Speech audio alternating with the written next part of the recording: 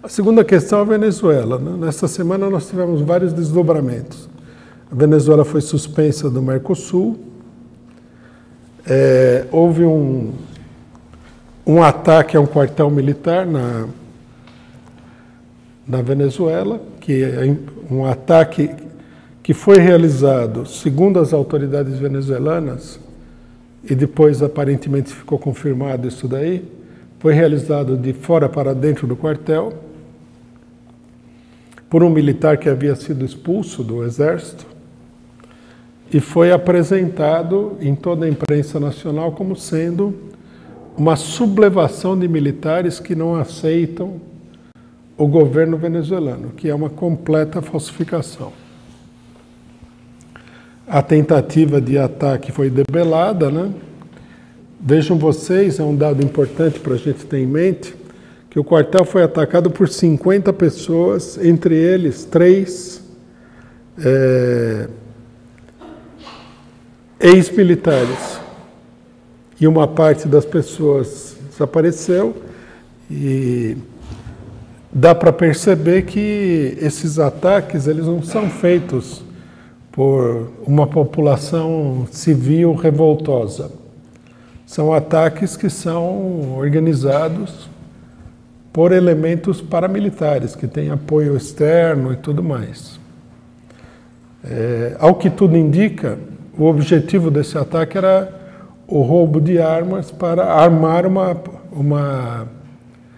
uma oposição, armar os setores de oposição contra o governo da Venezuela, né?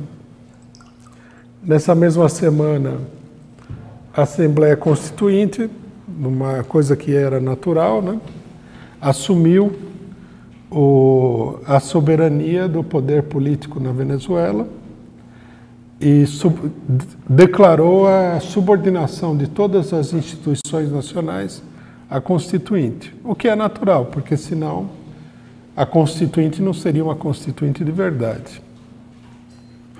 Ela seria uma Constituinte, ela seria apenas uma organização sem poder político nenhum. Bom, queria destacar aqui também, como parte da questão, um comentário interessante feito pelo Julian Assange, que falou que os norte-americanos querem impor na Venezuela a Constituição Democrática da Arábia Saudita. Né? É boa, a colocação é boa porque serve para desmascarar completamente a miragem que o imperialismo vai construindo. No Brasil, está cheio de gente que fala a Constituinte do Maduro não é democrática e tal, e usa isso daí como um pretexto para se colocar do lado do imperialismo. Só que eles esquecem justamente que o imperialismo apoia não só a Arábia Saudita, mas todas as monarquias do Golfo, que já não são nem ditaduras, já são regimes onde você tem, como no caso da Arábia Saudita, uma polícia religiosa, onde se a pessoa descumprir o que eles consideram ser um mandamento do Alcorão, na interpretação deles, a pessoa vai presa. Então é absurdo falar do Maduro, falar que o Maduro é um ditador, quando o cidadão chamou uma Assembleia Constituinte que simplesmente não está de acordo com os critérios que eles gostariam que houvesse nessa Constituinte.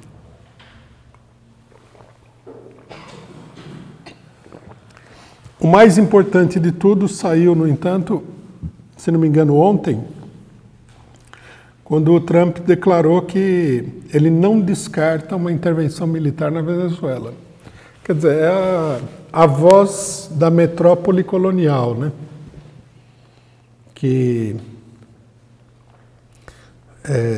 como a situação na Venezuela,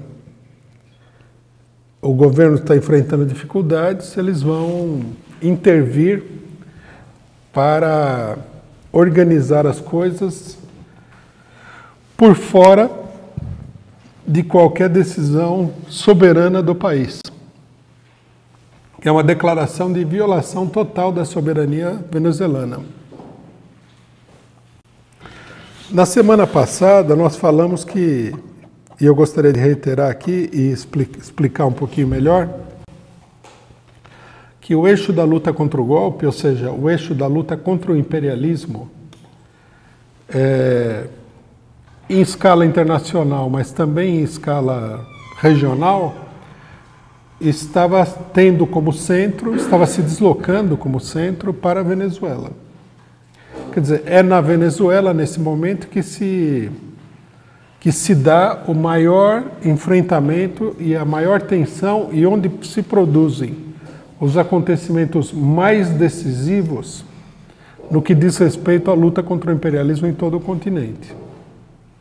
Nós temos que entender bem isso daí para não ter uma concepção estreita da luta contra o golpe, né?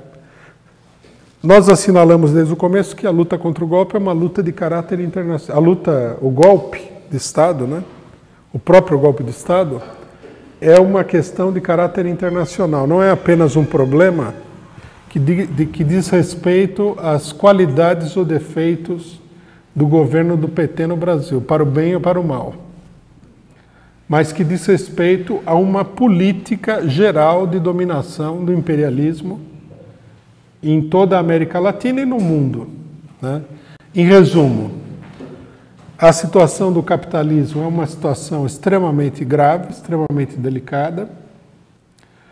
É necessário colocar em prática um plano de ataque profundo aos trabalhadores, em todos os lugares. Quer dizer, é preciso fazer com que os trabalhadores sejam obrigados a pagar pela manutenção da situação que está se deteriorando do capitalismo internacional, do capitalismo mundial, e para isso é preciso colocar governos e regimes políticos que sejam capazes de levar adiante esse plano de fazer com que a população trabalhadora, com que a população pobre, pague pesadamente pela crise, né? Quando nós falamos pagar pela crise, é importante explicitar o que nós estamos dizendo, onde é que nós queremos chegar com isso daí. E o que nós queremos dizer é o seguinte, que o que está acontecendo no Brasil hoje é, primeiro, um modelo, e segundo, o que foi feito até agora é apenas uma pequena porção do que se pretende fazer, né? Muita gente não acreditava na possibilidade daquilo que nós estamos vendo. Mas o que nós estamos vendo, o que é? Não só a liquidação da CLT, a liquidação da aposentadoria. É preciso entender que a política do imperialismo não é diminuir essa ou aquela quantidade na aposentadoria, aumentar o prazo para a pessoa se aposentar, diminuir a aposentadoria. A política do imperialismo é acabar com toda a aposentadoria pública e estabelecer exclusivamente uma aposentadoria privada. Eles não fazem isso de uma vez só, porque a relação de forças entre o imperialismo e as massas dos países, ou de um país como o Brasil, ainda não permite. Porque se permitir, eles acabariam com tudo. Fica claro na ação do governo Temer e dos governos estaduais que eles querem acabar com todo o ensino público, transformar tudo em ensino privado. Ou seja, eles vão desmontar tudo aquilo que a gente entende por assistência social, direitos trabalhistas, etc. e tal. E reduzir a população a uma situação de miséria para sustentar o funcionamento de um capitalismo que está numa fase de verdadeira agonia. Tem que entender a natureza do processo político, o que é que está em jogo, né? Nós tivemos já uma rodada, digamos assim, de governos neoliberais no mundo inteiro, a partir do final dos anos de 1980, principalmente os anos de 1990. Aí nós tivemos uma forte reação popular que mostrou, né, as dificuldades de impor isso daí à população, e agora nós estamos indo para uma segunda rodada desses governos neoliberais, onde eles pretendem desmantelar aquilo que sobrou da primeira rodada. Então, esse é o sentido geral do golpe. Não se trata de tirar uma pessoa, colocar uma outra pessoa, de tirar isso, de tirar aquilo. E por esse motivo, a luta na Venezuela, onde a resistência ao golpe é maior do que nos outros países, não é por acaso isso daí, se transformou no centro da luta entre o imperialismo e os países latino-americanos, né? A Venezuela é o centro da luta contra o imperialismo, é onde a resistência é maior, justamente porque o processo venezuelano todo ele surgiu de uma grande mobilização popular de características revolucionárias, né? Que foi a mobilização que se seguiu a tentativa de derrubada do governo Chávez pela força militar, né? A população se armou, derrotou os golpistas, derrotou o exército se dividiu, os militares venezuelanos foram caçados, os de direita, e houve assim houve uma derrota muito grande da direita, embora não tenha havido, na realidade, nenhuma eliminação dessa direita, que sai de volta para tentar recuperar o terreno perdido, né? Por isso também que a resistência é muito grande, porque o país começou numa luta muito profunda contra o imperialismo. Nesse sentido, também, nós podemos dizer que a questão venezuelana é decisiva porque se trata de fechar o processo de resistência popular ali onde ele teve o seu início, digamos assim, onde teve o momento de virada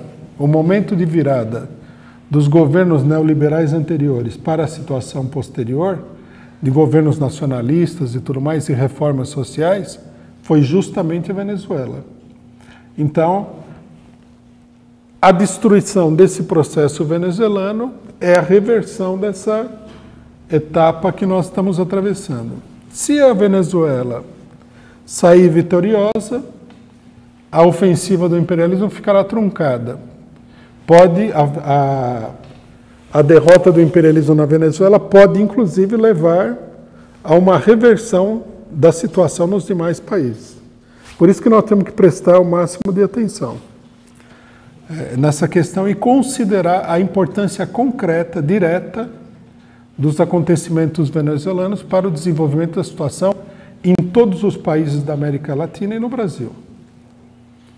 Nós vemos que no Brasil, na Argentina, os governos que foram implementados aí, os governos golpistas, Macri, Temer, embora não haja uma grande reação popular a eles estão numa situação de crise, eles não estão conseguindo se sustentar, em grande medida devido ao fato de que continua a crise no interior da própria burguesia desses países, né? E que a burguesia sente a tendência ao apoio popular contra o imperialismo e os golpistas. Vejam que foram feitas pesquisas onde o Lula aparece com 53% dos votos.